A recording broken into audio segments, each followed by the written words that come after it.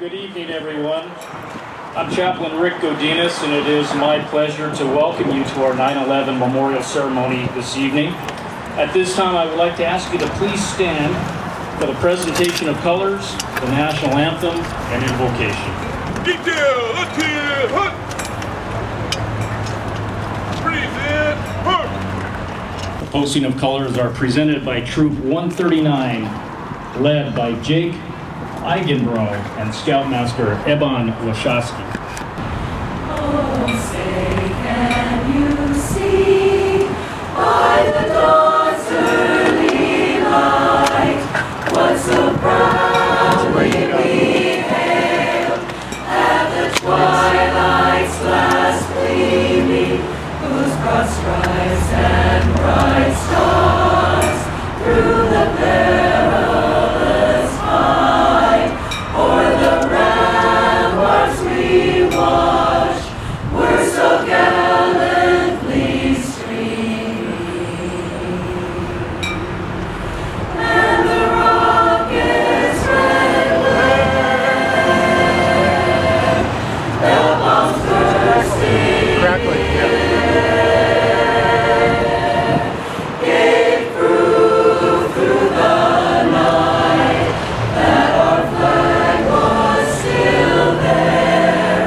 Oh, say does that star-spangled banner yet wave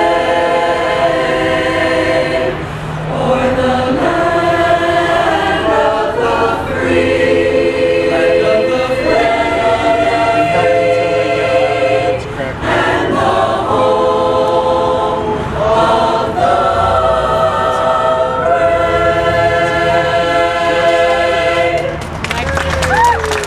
Detail, ready, hut!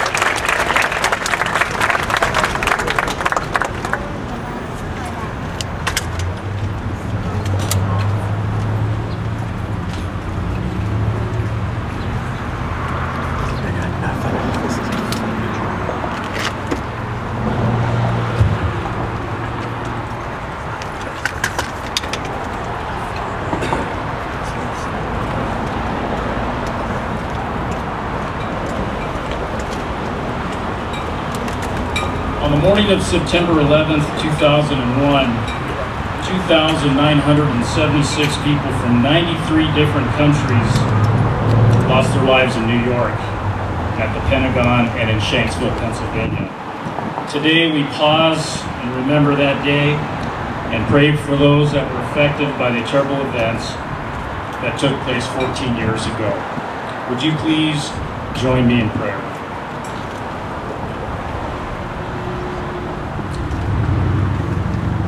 Dear God, we are thankful for this special event, simply to remember. This monument that stands in our city represents more than just a piece of fallen steel. It represents the people of our nation and our courageous spirit to persevere. It represents sacrifice. It represents the ultimate price that was paid to save others. It also represents firefighters, police officers, and emergency service personnel all over the world who continue to answer the call each and every day, even if it means laying down their life to save another. So, dear God, we ask that you would bring comfort to the families who have lost a loved one while protecting and serving. Heal them from despair, fill them with hope for the future. Dear God, we ask that you would bless our fire department, our police department, emergency services, our military, and most of all, bless our city, and that you would always bless America. We ask this in your holy name. Amen. I'd like to go ahead and ask you to please be seated. This time I would now like to introduce to you our very special guest and master of ceremonies for this evening. He's the chief meteorologist for CBS 2 News and KCAL 9 News. Please welcome Mr. Josh Rubenstein.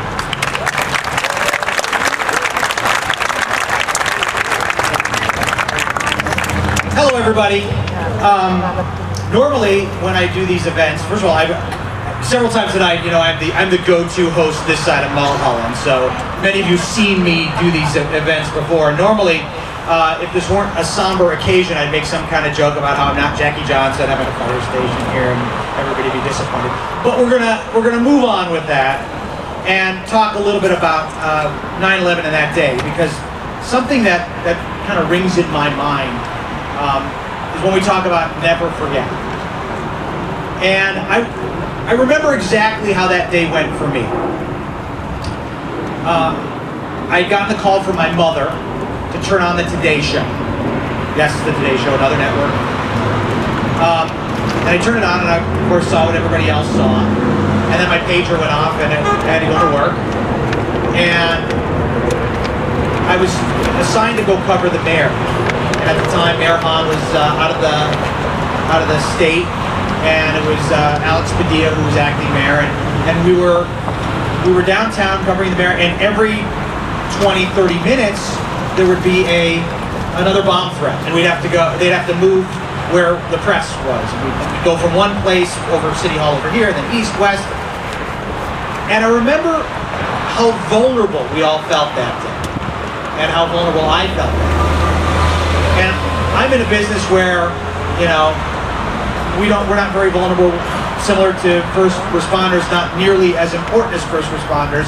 But we're kind of hardened to it, you know. We make fun of all that stuff because that's how we cope with it. But I think everybody, you couldn't avoid but feeling vulnerable that day. And something interesting happened. Through that vulnerability, we came together as a community. We came together as a community of Americans. And as our first responders go off right now. Yeah. Absolutely.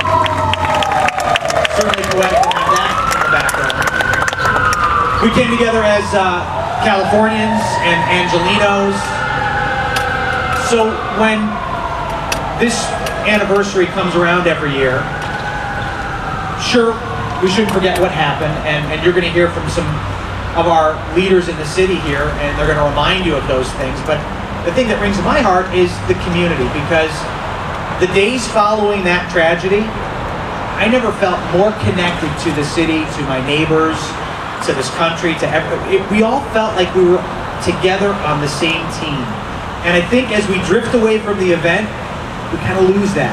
So let's use this moment in time to come back together as a community and remember that we are friends and neighbors and Angelinos and here for each other. So that's kind of the tone that I want to set for you for tonight. Our first dignitary that I'd like to bring up, he said that I was here to add a little flair to the event, and I'm proud of that.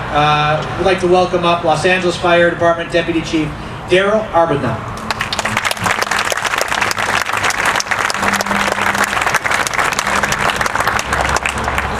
Good evening. What a beautiful evening. It's hot during the day and it's really cool right now. I'm enjoying it. Welcome and thank you for coming out tonight. For me, this is the first event I've come to the Valley. I've been to several others throughout the city. But thank you for coming out to remember the events of 9/11. As you've heard before, at 8:46 in the morning on 9/11, our country came under fire.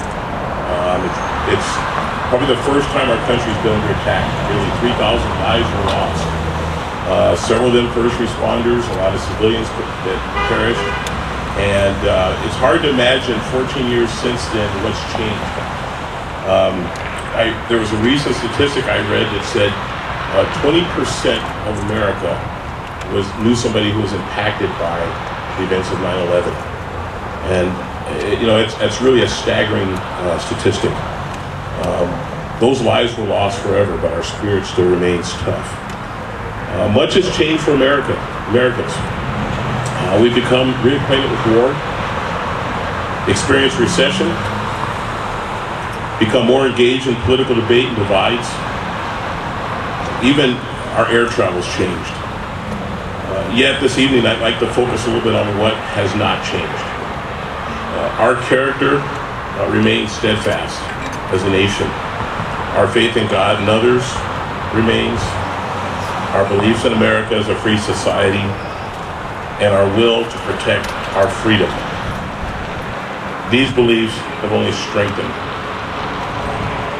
Hundreds of firefighters, including those from Los Angeles, here, local firefighters, on 9/11 and all over the nation, went back to New York on that fateful day, shortly after the events, to help their fellow brothers and sisters. They staffed the fire apparatus, they cooked meals, they cleaned the station, they served the local community there, they actually ran calls for them.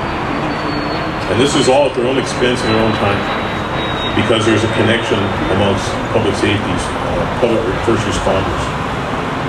The Los Angeles Fire Department also dispatched, shortly thereafter, our California Task Force FEMA team, which is about a team of 74 firefighters, specially trained, that flew back to New York to help the FDNY with their rescues and support their efforts.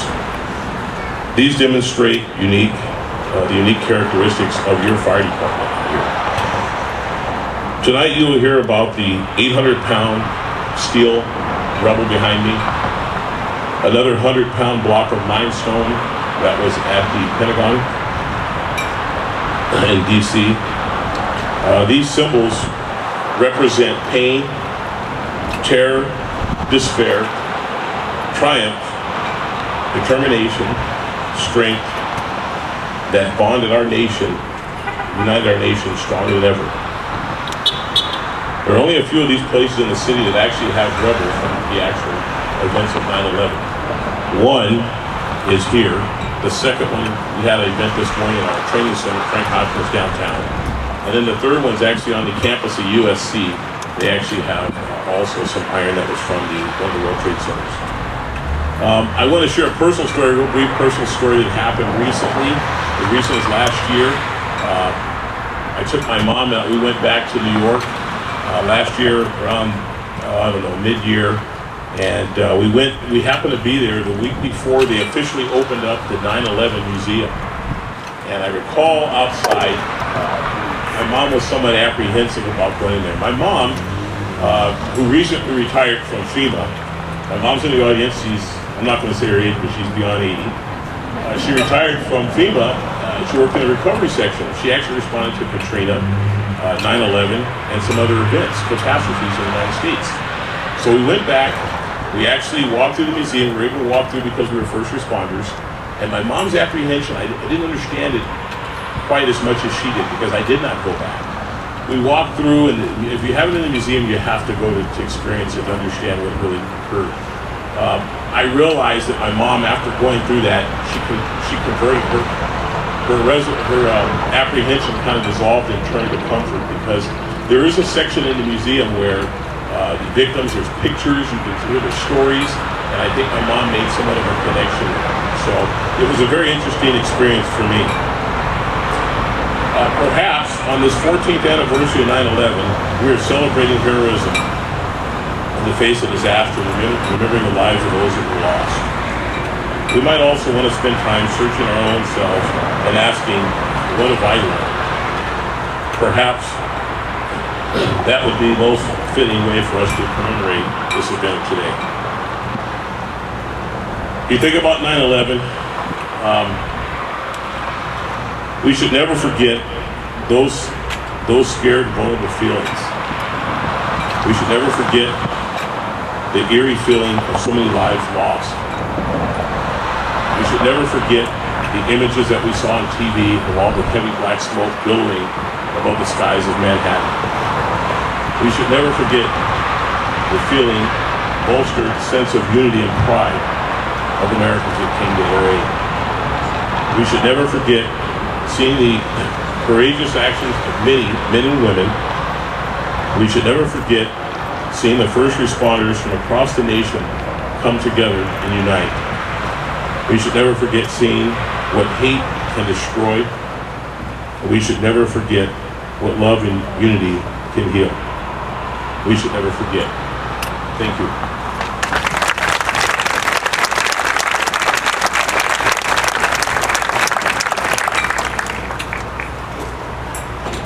Next up, I'd like to introduce our city attorney, Mike Feuer.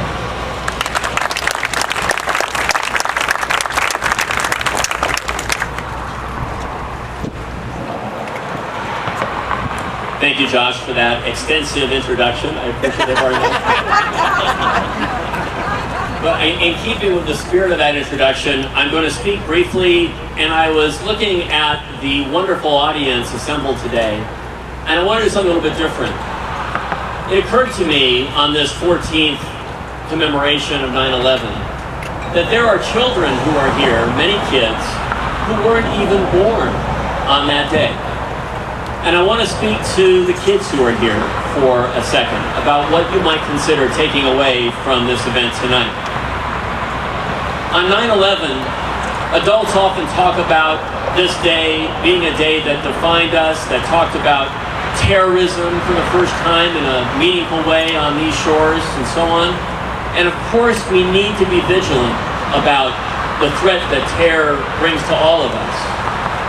But there's something else that we need to be thinking about, especially the kids. Often at events where we have our first responders here, we remind ourselves that on 9/11, hundreds of first responders, most of them New York firefighters, raced into a building from which they thought they might never return because they owed something special, a duty to other people, and they had that courage. For the kids who are here, I think it's important to ask, as I grow up, will I be a person who, when the chips are down, when there's that moment of being tested, that I'll have the courage to stand up for what I believe, that I'll have the courage to reach out to someone who desperately needs me, even if there's a threat to myself.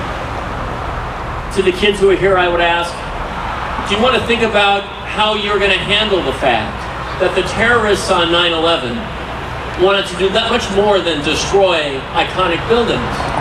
They wanted to destroy who we are as an American people. They wanted to drive a wedge among us. They wanted us to start to fear each other. To the kids who are here, will you be the kind of leader in your schools and as you grow up, who finds the bonds between us, who finds a way to reach out to each other and recognize that we have so much more in common than we have that divides us from each other. We're so much stronger when we see each other as one community. To me, those are some of the most important lessons of 9/11. There are lessons that boil down to this for all of us here. How, in the wake of 9/11, have we chosen to define ourselves? As Josh said, are we defining ourselves as a community that draws strength from each other, or something less than that? In the days after 9/11, not only was there a greater sense of community than before, but people flew flags who never flown them before. When people said the Pledge of Allegiance, they said it with a depth of emotion they haven't expressed much since. When they heard the Star-Spangled Banner, tears welled up in people's eyes, because we know in our hearts that that's who we are, that the terrorists could never take those attributes away from us. That's why we're here tonight, to commemorate those who've fallen and to celebrate the best of who we can be. I'm glad you came.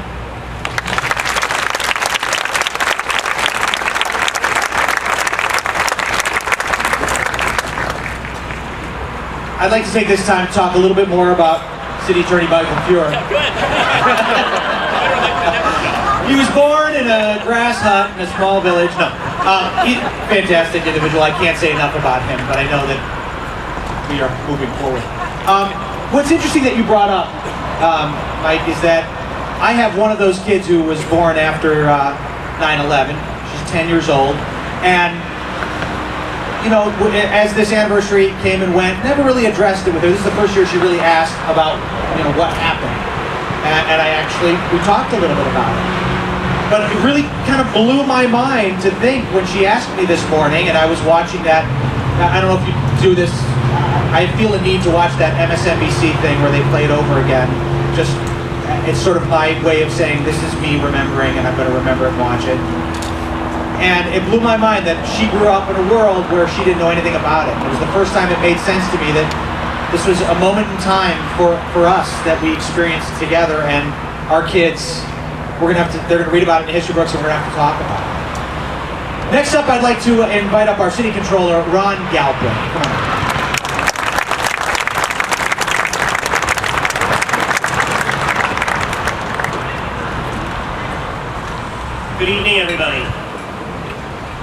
Every year on September 11th, we come here to commemorate the horrors of that day. And people often say that we must remember, that we must never forget. I'd like to take a moment to think about what exactly we want to remember, and what are the takeaways that we really should be remembering. Surely it's about the loss of life, but it's also about the great heroism that was exhibited by first responders and so many others on that day. We should remember the profound goodness that people showed each other that day and for many days thereafter. The way that strangers helped each other, the way that people connected in a way that perhaps they had not connected before. People were even nicer to each other on the supermarket waiting line. I think we should also remember that there is evil in this world, and that we have to be vigilant in fighting that evil. That not everybody around the world, unfortunately, shares our particular values of pluralism and of religious freedom. And we have to remember these things so that we can make sure that goodness and that peace actually prevail. And particularly on this day, I remember a poem called We Remember Them. And it's actually usually attributed to Sylvan Kamens and to Rabbi Jack Reamer, who I had known many, many years ago. And I would like for you to help me with this poem. So I'm just going to ask you to repeat these words. We remember them. You can do louder than that. We remember them. We remember them. Okay. So, in the rising of the sun and in the going down, we remember them. In the blowing of the wind and the chill of winter, we remember them. In the opening of the buds and in the rebirth of spring, we remember them. In the blueness of the sky and in the warmth of summer, we remember them. In the rustling of the leaves and in the beauty of autumn, we remember them. In the beginning of the year and when it ends, we remember them. When we are weary and when we are in need of strength, we remember them. And when we are lost, and when we are sick in heart, we remember them. And when we have joys that we yearn to share, we remember them. For so long as we live, they too shall live, for they are now a part of us as we remember them. God bless. Thank you.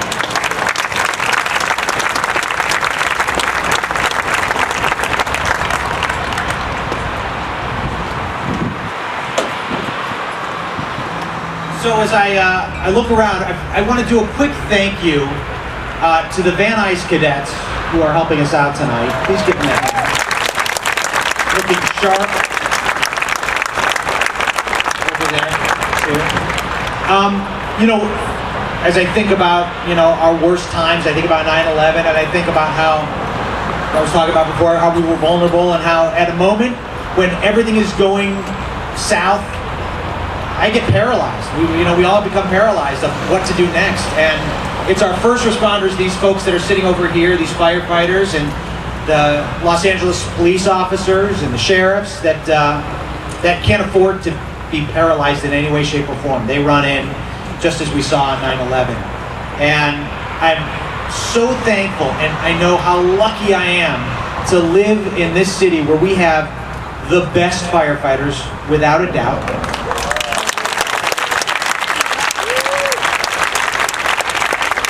And the most professional police force in all of the country. And with that, I would like to invite up a representative of that right here in Van Nuys, our captain, Andy Nuys.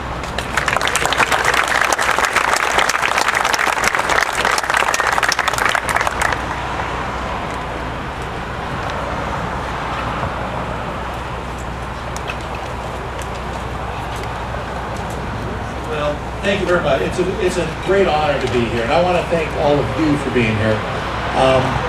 as I was trying to think of some pearls of wisdom and things that we could say that would be very memorable, because that's what today is all about, is memories and remembering.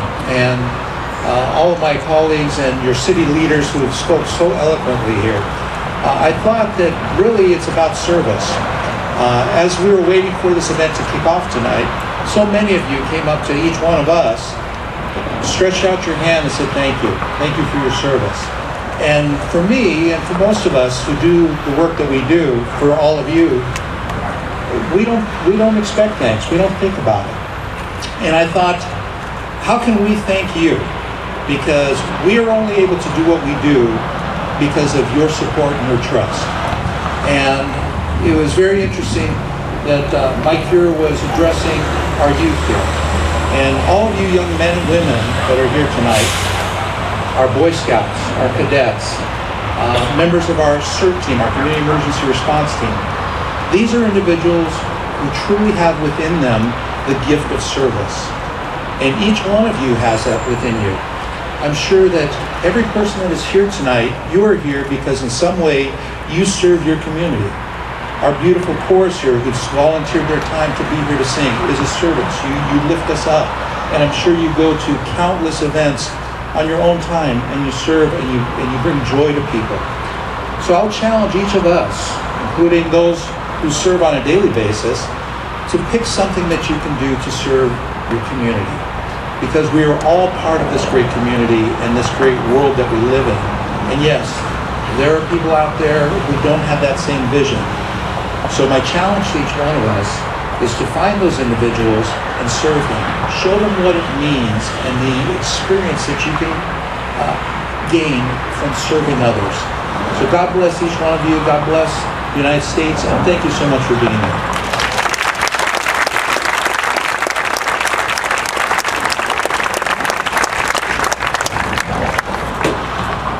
Every time, tripping on that thing every single time.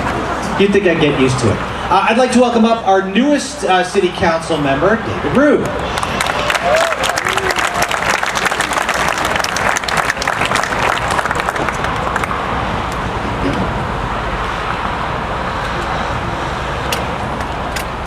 Mr. City Attorney, Mr. Controller, the brave men and women of the Los Angeles Fire Department and the Los Angeles Police Department, family, friends, community members, good evening and welcome to Fire Station 88, Sherman Oaks, and Council District 4.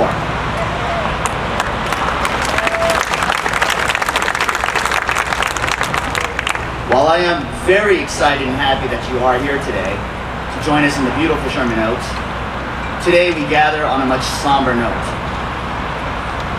We gather to remember this tragedy from 14 years ago. We gather to recognize the heroic first responders and to stand as a nation with those who still grieve, and to provide them with some measure of comfort once again. Nearly 3,000 miles separates Los Angeles from New York, but the events of September 11 were felt in every neighborhood and every street across our city.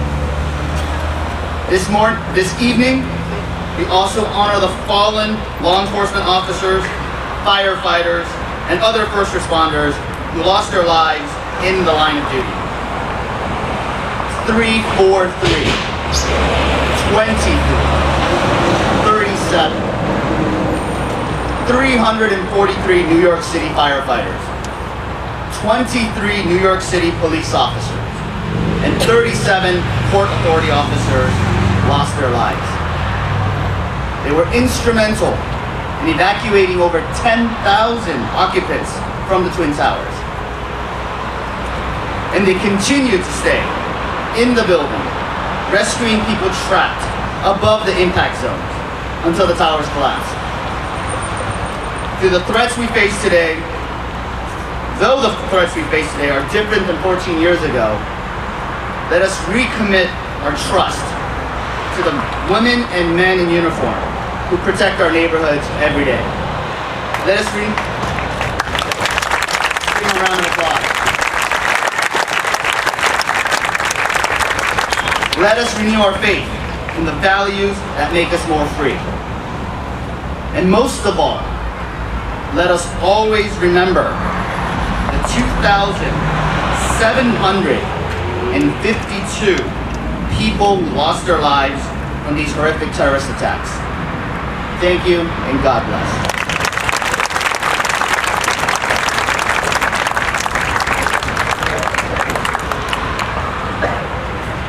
I would now like to welcome up one of our city fire commissioners, Steve Fazio.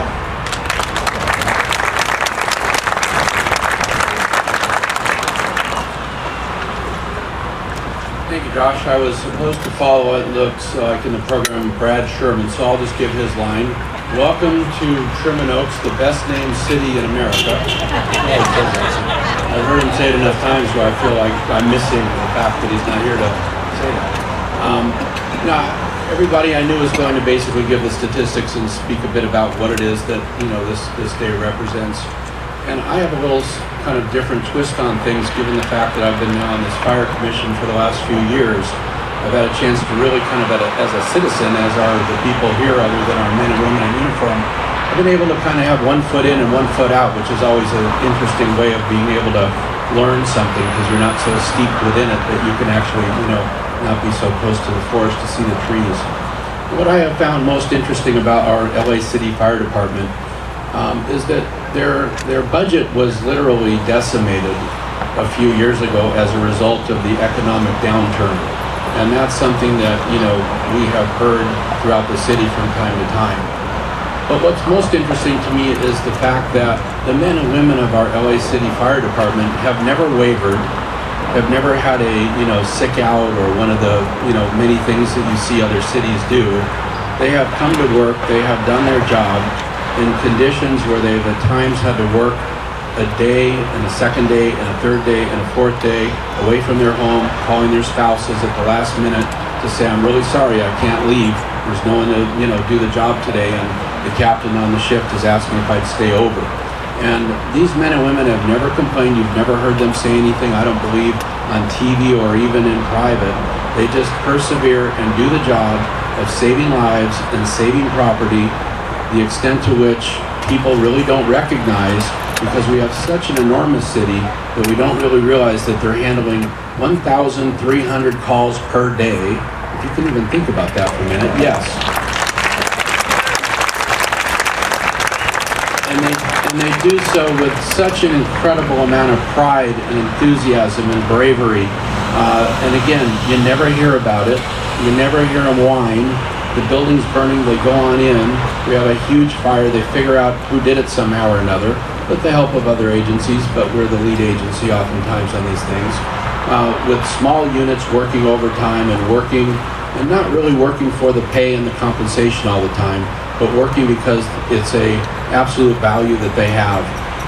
And again, you applauded once. I'm going to ask you to do so and embarrass the men and women one more time in uniform in the city.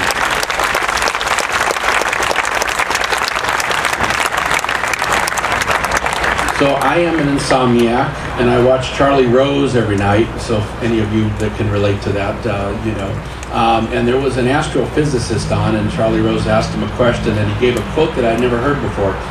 It was from Horace Mann, and it says, "Be ashamed to die until you have won some victory for humanity." I thought that was so cool, and I think about our first responders, our men and women in uniform with both our LAPD, our LA City Fire Department, FBI, ATF, CIA, whatever, right? Army, Air Force, Navy, Marines, Coast Guard, and these people just have absolutely done their part, and then some for our society. They have made sure to protect us and keep us safe, oftentimes that are in situations and environments that are just absolutely not anything the rest of us would want to enter into. So I just want to thank the men and women in uniform, our public service. I see a member of the United States Marine Corps back there. Thank you for your service, sir.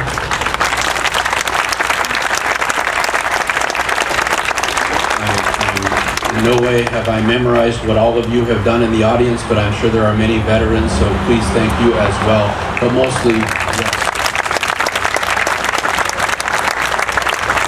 I just want to express my deep appreciation for, again, the agency I've now represented for the last several years, our LA City Fire Department.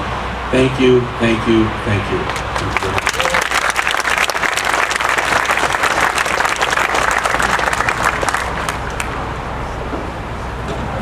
If there only were a town named Rubenstein, I could make some kind of a good joke about that, but I can't.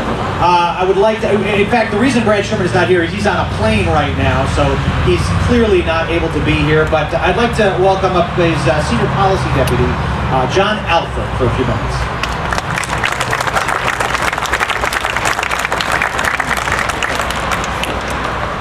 Welcome to America's best named city, Sherman Oaks. I hope you took America's best named street, Sherman Way here. I hope you drove America's best named mode of transportation, the Sherman Tank. Welcome.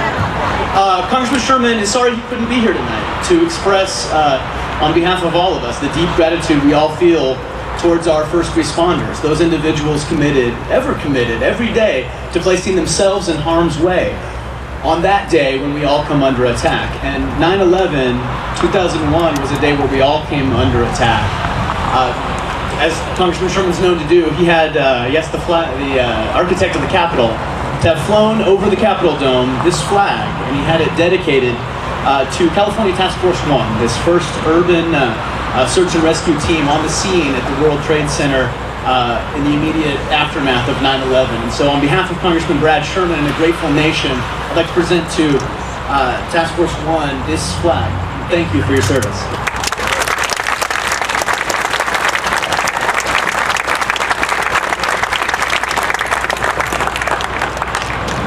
And of course, John making me feel a little short because the microphone just reaches me here and he's got to do the bending down thing. So, yeah.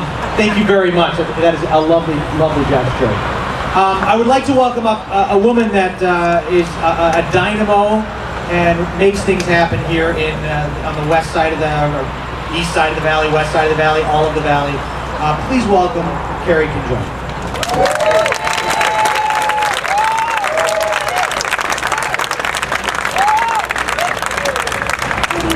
And thank you for coming out on such a hot night. It shows your dedication and your ability to never forget. We want to thank several benefactors. If they'd stand up as I say their name. Joe and Debbie Lanza, who built the memorial. Please stand up. These folks built the memorial, and Joe's brother is responsible for the World Trade Center steel being here in our memorial. I'd like to ask any other benefactors to stand up if you're here in the crowd. I think you're not. Okay. I'd like to thank a few people very especially tonight. Bob Couples. Bob, where are you? Stand up. There you go. There's been some people that have done a yeoman's job to pull this together tonight. I have standing over here David Rankel. David, wave your hand. And most of all, thank you for never forgetting. And thank you for being here year after year. You have no idea what it means to the men and women and to the community for us to never forget. On that note, I'd like to bring Josh back up, and I'd like to ask Councilman David Rue, and I'd like to bring up Stephen Butler from Adrin Nazarian's office, who can be with us, please. And actually, I'd like to ask Controller Ron Galperin to join us as well. From Adrin Nazarian's office. We have a special surprise for our MC, Josh Rubenstein, not just for his work today, but his continued work and support for the Los Angeles Police Department. So thank you so much on behalf of the city, on behalf of Controller Ron Galperin, and I believe Assemblymember Adrin Nazarian's office has also a certificate for you. Thank you.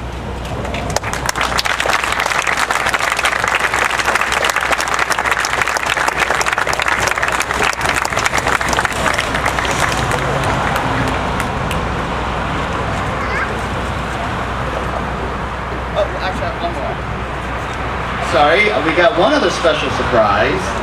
Of course, we couldn't forget to recognize Carrie Conjoint. Did I get that right?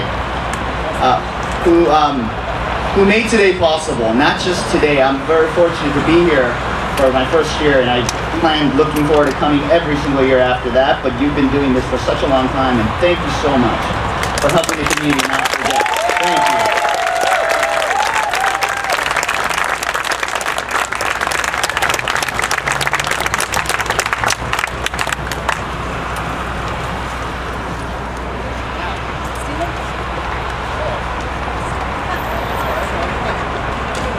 Hi, my name is Steven. I work for Assemblymember Adrin Nazarian. He's sorry he couldn't be here tonight. But on behalf of the Assemblymember, I too have a certificate from Ms. Carey here, as well as Fire Station 88. If you have a representative from the fire station, they can come up.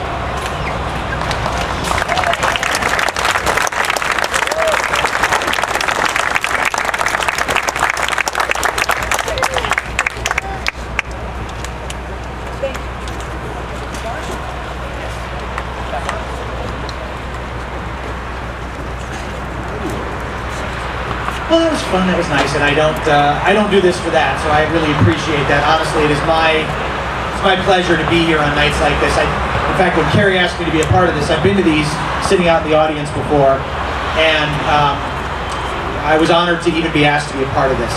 I'd like to welcome up at this point, and of course, representing our brave firefighters and the best, as I said, in the land, Los Angeles Fire Department Assistant Chief Trevor Richmond.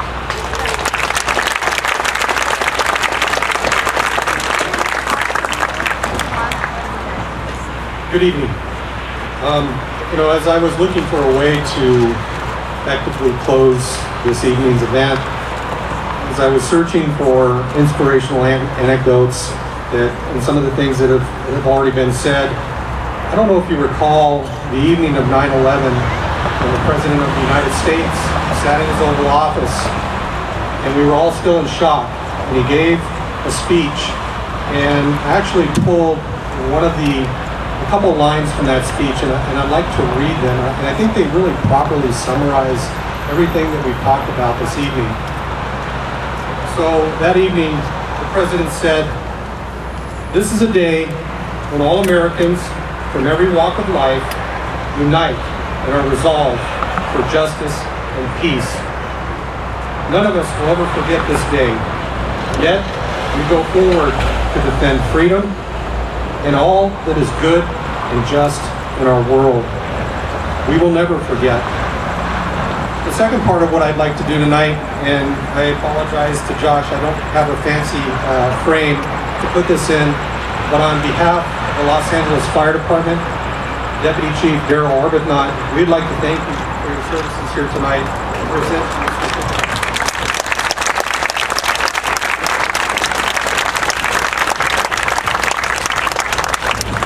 And in closing, if we could just give one more round of applause for Ms. Carey Kajoinian, the firefighters from Fire Station 88, the cadets, and all the people that made this possible tonight. Thank you very, very much. Thank you. Just a couple more things here for you before we send you off into the night. I want to say one quick thing before I invite the RiverOaks chorus back up here to sing. Let There Be Peace. This is a tough night for me, just because 4 years ago, my brother had a heart attack and died. So this is the anniversary of his death tonight. And whenever there's a memorial, whenever there's a time to remember, I like to share with everybody some kind of takeaway for the evening. And the one thing that I want to share with you, and it's the one thing that I'm reminded of when I hear about 9/11, when I think about that day, when I think about the day 4 years ago when I lost my brother, be deliberate with your lives. Tell people that you love them. Understand that life is extremely fragile and that you don't know what's going to happen when you leave the door. And it's too hard to hold grudges. All of those things, because for every family member that lost someone in the Twin Towers and at the Pentagon and on Flight 93, they didn't know that that was going to be the last time they were ever going to see their loved ones again. And every time these firefighters go out, every time our police officers go out on the street, they have no idea what they are facing. And this year we've learned that all too well. We've seen a lot of our first responders die this year. So the takeaway is live your life deliberately and live your life with peace and love, and don't be afraid to tell someone that you love them when you see them tonight and around and in the coming days. I would like to invite up the chorus now.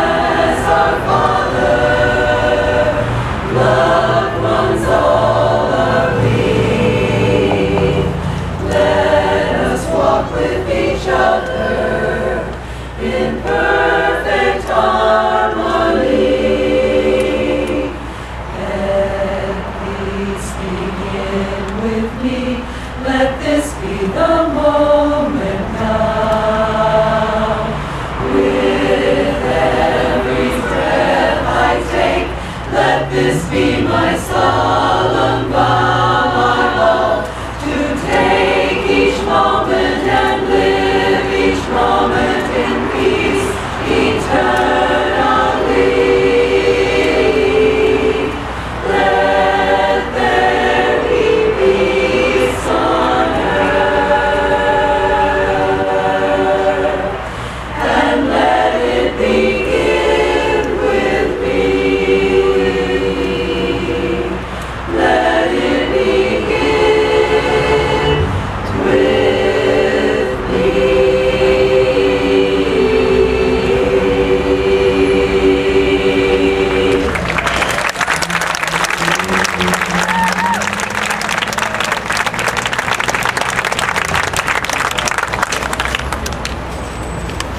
I'd like the chaplain, Rick Adinez, to come up and do a final prayer for us. And I'd like to invite up our firefighters as well.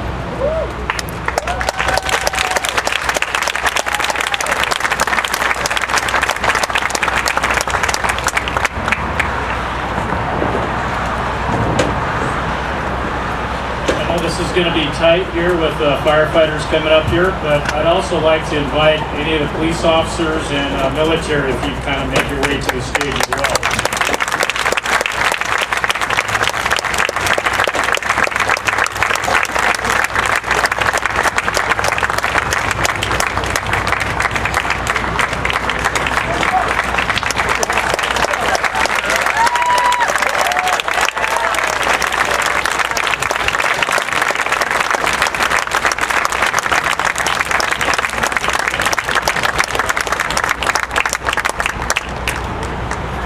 You join me in a closing prayer.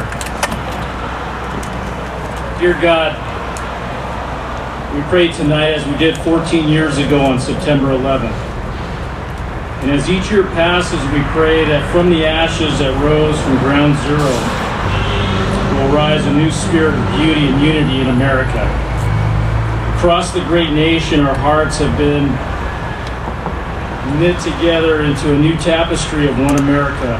So, dear God, because of the events of 9/11, we've been bound together by a silver cord of hope, of brotherhood and sisterhood. What was meant to drive us apart has truly drawn us together. May we always remember and never forget.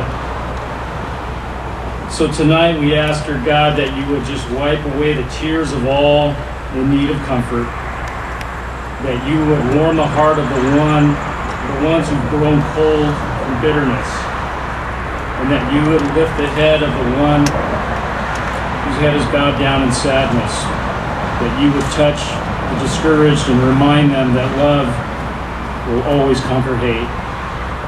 We thank you, God. Hold us close to your heart, and through our tears and through our sorrow on that day 14 years ago, may we see a new vision of unity here in the city of Los Angeles and all across America.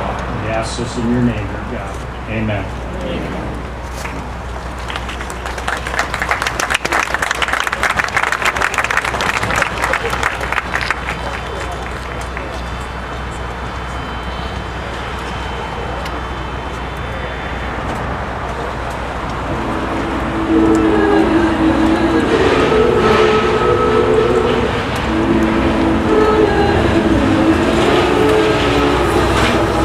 If tomorrow all the things were gone, I